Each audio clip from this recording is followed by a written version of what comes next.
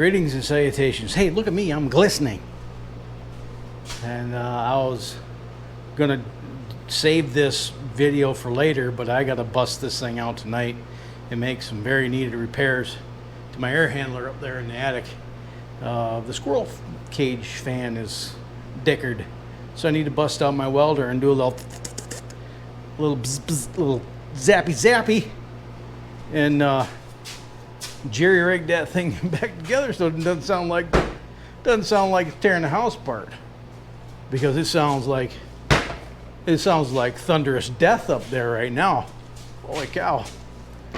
Which prompted us to go ahead and purchase the house warranty or home warranty or whatever we forgot to do when we moved in here. And so it's going to cost us, just like the last house we moved into, it cost me $800 to get that AC fixed. And if I have to buy this stuff, it's going to cost me a little over $500 to replace the blower motor assembly. But let me show you what's going on here. Okay, here's the squirrel cage. Why do they call it a squirrel cage? Because it looks like one of those squirrel cage things that the little what the hell is that? The little rodent that runs around in there and spins around. That's why they call it that. This little blower here is what makes the air chooch through your house. And this is the hub that the motor attaches to, and the motor spins the hub, and the hub spins this. But this is what's happening.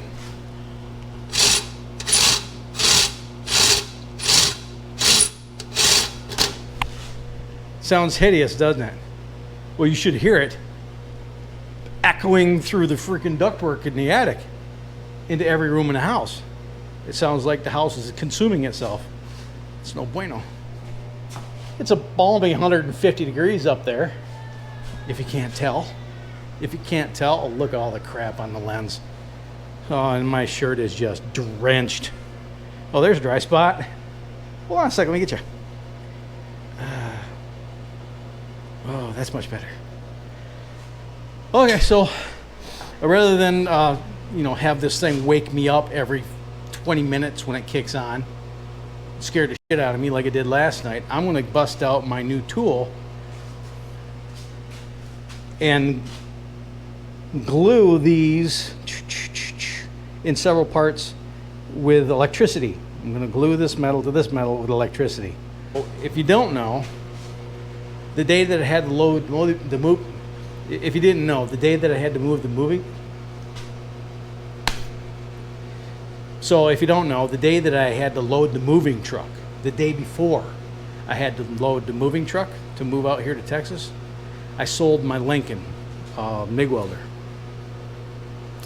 That is a story in and of itself. If you want to hear it, I'll gladly tell it. But suffice it to say, I got what I wanted for it. It was a good machine. I just didn't want to drag it all over God's green earth. I wanted something a little more, contemporary, a little up to date, something a little lighter, something that takes up a considerably less footprint. So I went down to the Harbor Scrapes and bought one of these MIGs here. And I forget what I paid for it. I don't know. I'll annotate it down here someplace. But it's been sitting here in my garage for 2 freaking months, and haven't really needed to weld anything till right now. So we'll open this thing up. I think it costs somewhere around $600. I'm not sure. So great. Got to be smarter than the box, Rick.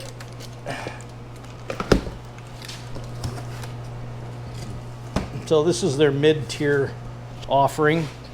I like it because it's green. And they say on a lot of reviews on the tubes of view, it's pretty fair unit. Instruction manual. We don't need that where we're going. Oh, and look, it comes with type size 30,000 wire. Oh, like a little spool. Here's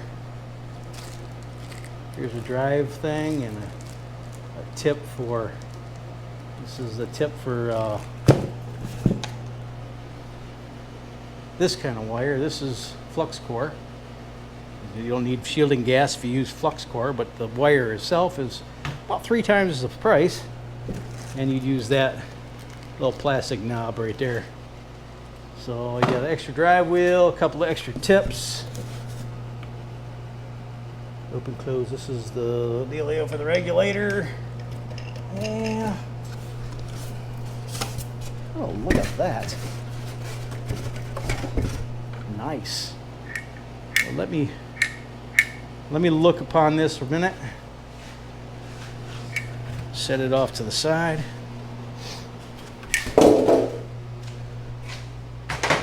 I gotta move fast, boys. Man, it's hotter than the devil's ass crack and 3 times as humid down here in Texas. And I gotta get this AC back up and running because my wife's home this week and she will not tolerate no AC. Oh, what's in the box? What's in the box? I bet you this is the whip. Oh, that's the ground. And oh, that's nice. Got a That's a pretty nice ground clamp there, bud. And a braided, nylon braided gas hose. Looks to be about 6 feet. So far, I'm impressed. And oh, that's pretty damn light. Let me get this off the thing here. Set this up here. Ooh, smells terrible of Chinesium. Oh no, am I gonna be able to use this? Oh no.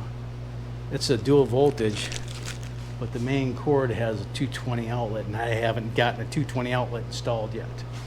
So let's see what's else in the box. Oh, look at that. A 110 adapter. Praise Jesus. I'll be able to do this tonight now. Now all I need is a bottle. I don't even need that because I got flux core. I could just throw that flux core in there and just go to it. But I do have a bottle over there in the corner. I just need to figure out how to get to it. Because you see, boys, I've been rearranging my garage here to maximize the usable space. And there's a lot of things in the way. So let me put this camera down so I can use two hands and multiple digits. I'll get that bottle over here and we'll get this thing hooked up. All right, boys, I must confess, you know that instruction manual I just threw on the ground? Yeah, I picked it up and I browsed through it because I saw some things I was unfamiliar with. And I'm, like I said, I'm a little bit, you know, under the gun. So it's making noises. I prepared and bought a 10-pound spool because no one likes to run out of wire. And I'm noticing the drive spools here are, ooh, that's nice. All metal. Inside of this was the whip, the actual part. And you got to install that and hook up the doobly-doo, hook up these things. So if you want to use flux core wire, what you got to do is you got to reverse the polarity. Now on the Lincoln, you got to go inside the thing and move some wires around. And you have to know what the hell you're doing, or you can burn the whole damn thing down, or just get some really crappy welds. With this, it's as easy as switching these around. You just reverse the polarity with a twist lock, like so. Take this off, put this over here, put this over there. Change out your wire. Put that little plastic doobly-doo on the tip, so you don't have a gas shielding tip. And Bob's your uncle, you're good to go. But I'm not going to use any of the wire that they sent with the machine because I'm going to use that for reserve. I got my 10-pound spool, I got my bottle of gas. Oh, thank Lord there's some in there. We'll turn this up. Let's see. What kind of flow rate do we want here?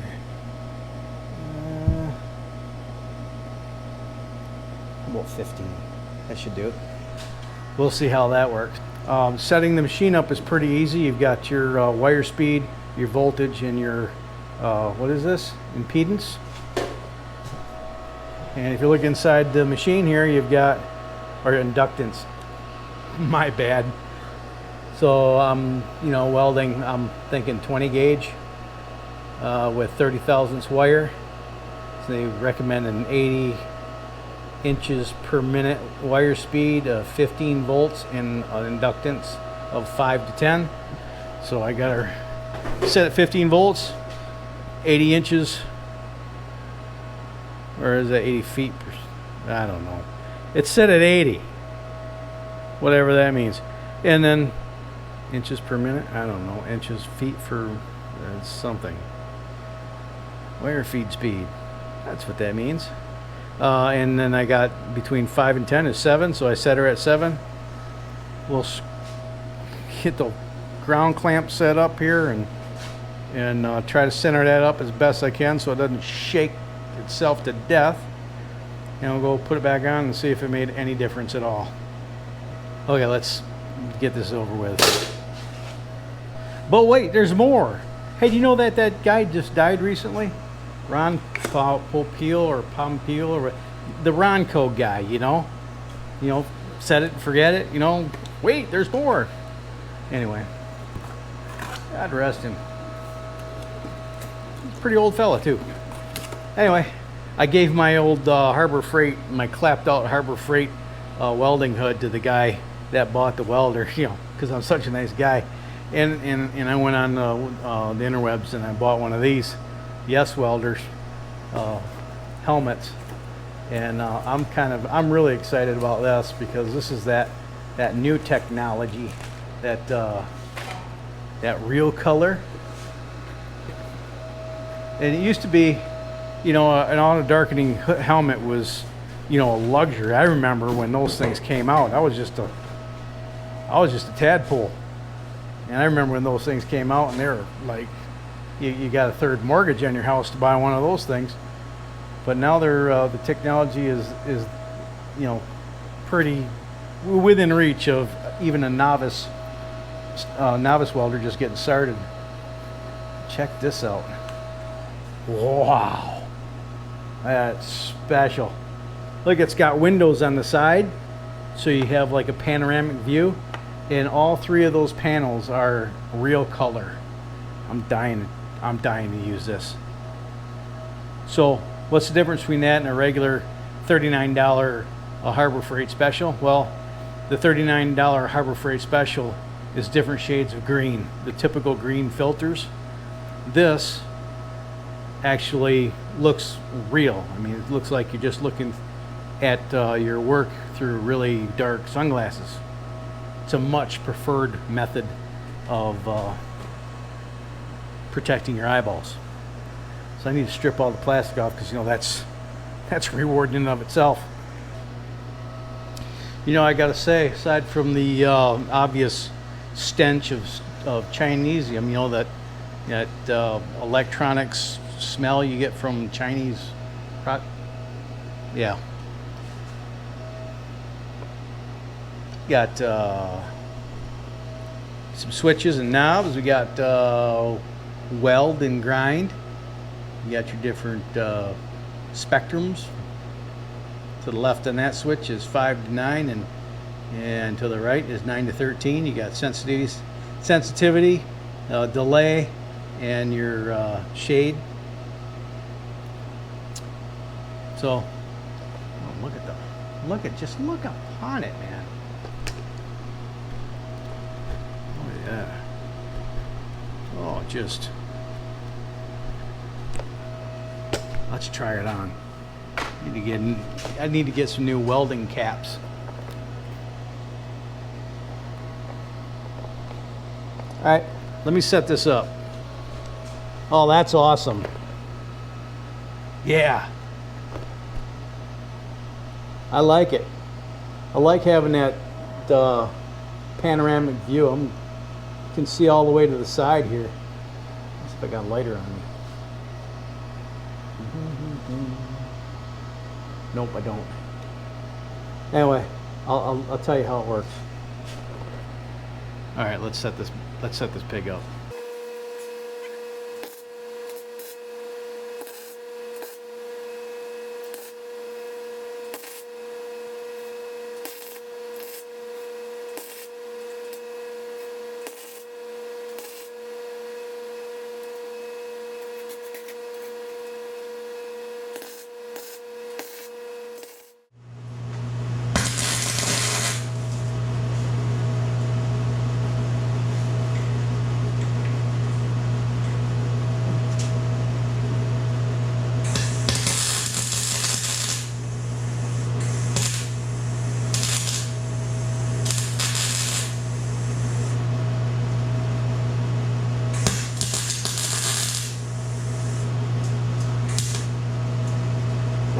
turn the damn juice on.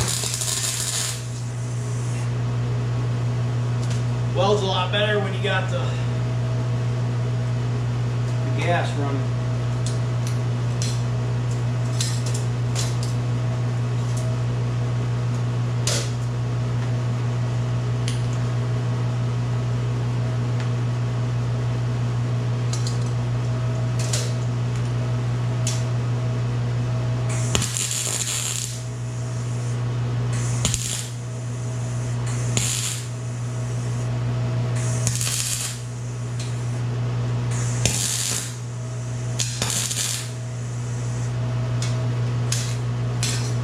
I think that's good enough. Well, I gotta tell you, I managed to make every noob mistake on this little repair, and it worked for the most part. It's only got to last long enough for me to get a new blower motor assembly. But I'm looking forward to playing around with this. You know, I had the wire speed turned all the way to 10, you know, because I just ran the wire through the whip and I didn't turn it back down. So I was running about, well, let's see what I was running from there.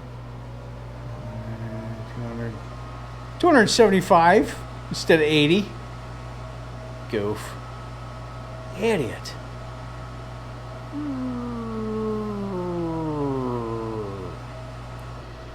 You know, the Vulcan series this is 170 amps or 170 whatever, 170 amps, and the Vulcan was a 200. You know, it was $100 more, and my Lincoln was a 215, and I rarely ever used that to its full capacity. I think this is going to fit right into the niche where I weld at. So I'm looking forward to playing with it some more. Yeah, if you found this video to be entertaining and informative, smash the like button, share it with your vast social media network. Hey, if you want to support the channel and you're interested in one of these helmets, I'll put a link in the description for one of those welding helmets. Man, that's a game changer. That is a game changer. If you're a hack welder like me and you want to have more fun welding, spend $140 and get a good helmet. That's a good helmet. And if you don't want a helmet, use the links down there to do all your Amazon shopping. That way the channel can earn a little bit of commission. And if you want to throw me a couple of bucks, there's PayPal and Patreon if you want to support the channel on the monthly. Comment in the comment section if you don't mind. Tell me what you think. If you haven't subbed yet, what are you waiting for? It doesn't cost anything. Even I can afford to do that. Just click the sub button. And then also the little bell icon so you'll be notified of future uploads. Until next time, you have fun, stay safe, shoot straight, keep powder dry, have a splendid day. And now I gotta go back up in that sweat box and put all the shit back together. But first I'm gonna get a drink. Okay, I'll talk to you later. Bye.